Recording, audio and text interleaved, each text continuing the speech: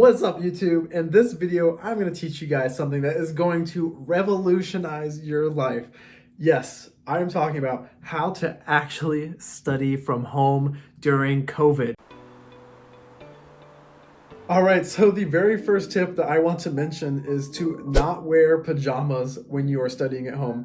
I know that this seems like, kind of a strange tip to give you, but I actually have some logic behind it that might make some sense. So when you wear your pajamas or your comfortable clothes, what you're really doing is you're telling your brain that, hey, I'm in a place that's comfortable, relaxing, and it kind of subconsciously tells yourself that, hey, I can relax, I can take it easy. I'm at home, I'm in the comfort of my home. I don't really need to push myself so hard. But if you choose to not wear, your pajamas while you're at home, what you're doing is you're really telling yourself like, hey, it's time to get stuff done. It's time for business. It's time to, to get on whatever you need to do. So as hard as it is to not wear your pajamas and, stay nice and comfortable in that onesie that you have, I would say just try and go ahead, throw on maybe some jeans, maybe throw on, something that's not going to make you just feel like you want to fall asleep, basically. You want to throw on something that makes you feel like, okay, it's time to work, it's time to get stuff done. All right, so this next tip actually goes hand in hand with the last tip, and that is to not stay in your bed. You do not want to try and study in your bed. That is the best way to find yourself getting distracted, and definitely the best way to really to lose your focus. So do not stay in your bed, because I promise you that is the fastest way to get off track and lose your focus. And I know it's super comfortable in your bed, you're super cozy, and that's actually exactly the problem, which is why studying in your bed is so hard to do. Now I know that this might feel hard because your bed is so comfortable and relaxing, but that's exactly why you can't sleep in your bed, because you're going to fall asleep, you're going to get distracted. So you're going to have to make sure that you find a new study place that is not your bed, and you're going to find yourself to be a lot more productive if you do that.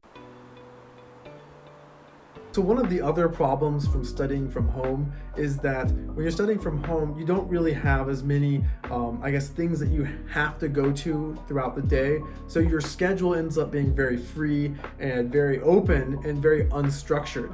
So this next tip is really about bringing structure into your day. So what I like to do is I like to use something called time blocks. And what a time block is basically you're blocking out specific parts of your day for specific things. I find this to be really helpful for making sure I get all the different things done that I need to do, especially if I'm feeling overwhelmed with all the different tasks that I have to do. And just a few more tips about using the time block method.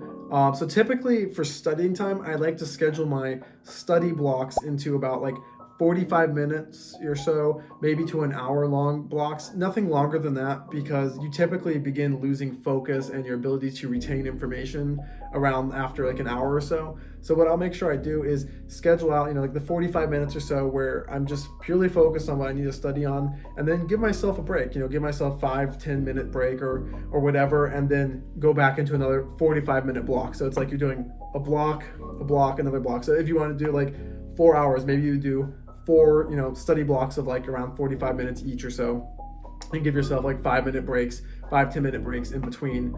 And that way you give yourself some time to really retain the information you just learned and not really burn yourself out too quickly. All right, now this tip right here may sound a little bit funny, but just hear me out, okay? So what you should be doing after you do, let's say, a 30-minute or 45-minute study block or work block or whatever you blocked out your time to do, what I find is that I typically start losing my energy, maybe after 1 or 2 blocks. So what you should do is maybe I know it sounds crazy, but a 5 to 10 minute calisthenics exercise between the blocks. You'll definitely find that it pumps you up and gives you a bunch of energy, and it's just a great way to stay motivated. But this is something I found to be very helpful to me for actually being productive and getting things done during the day. And that is to just stay on one task until completion. So let's say you have a ton of things to do.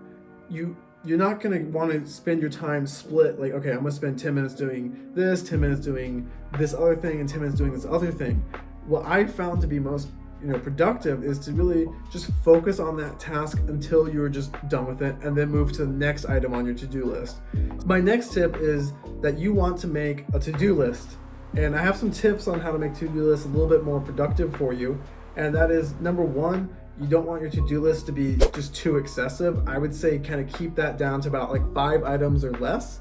And the items that you do put on your to-do list, you want to make them very specific. I feel like making your to-do list items very specific is a great way to make sure you actually get them done. So for instance, instead of saying something like, okay, study for biology or study for chemistry, you should be like, I'm going to do chapters 18, chapters 19, and chapters 20 for biology, and I'll do, 10 practice problems for biology, and then I'll read chapter, 14 from chemistry, and I'll do 5 practice problems for that.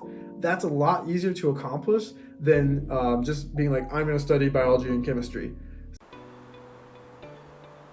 All right, and this next tip is actually one that has made a huge difference for me, and that is to turn your phone onto airplane mode. So this one has actually made a really big difference for me, because I would always find myself checking Instagram, or find myself, checking, YouTube, or just checking whatever and just getting distracted. I always tell myself, oh, I'm just gonna check, Instagram for a second, or I'm just gonna check, Facebook for just a second, or whatever it is that you check.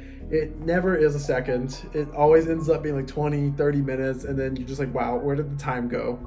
So I definitely recommend that you turn your phone onto airplane mode, and better yet, I would actually just take your phone, turn it on airplane mode, and take it and put it in like another room, and just forget about it, so you don't have any temptation to be distracted. This is especially good when you're using the time block method, because when you're doing the time block method, you really just want to focus only on whatever you block that time out for. So if your phone is sitting right next to you, what are you going to end up probably doing? You're probably going to end up like, oh, I can go ahead and check my phone really quickly, But if you don't have your phone near you at all, then there's no risk of that even happening in the first place. So I would say turn your phone on airplane mode and put it in another room, and you can check it during the breaks, during the study blocks. So yeah, that is the video. Thank you guys so much for watching. I greatly appreciate it. And if you can, please go ahead and hit the subscribe button and smash the like button. I greatly appreciate that. I will be having much more content coming your all's way. So let me know down in the comments below what I can do better, what other videos I can make, and I'll catch you guys in the next video.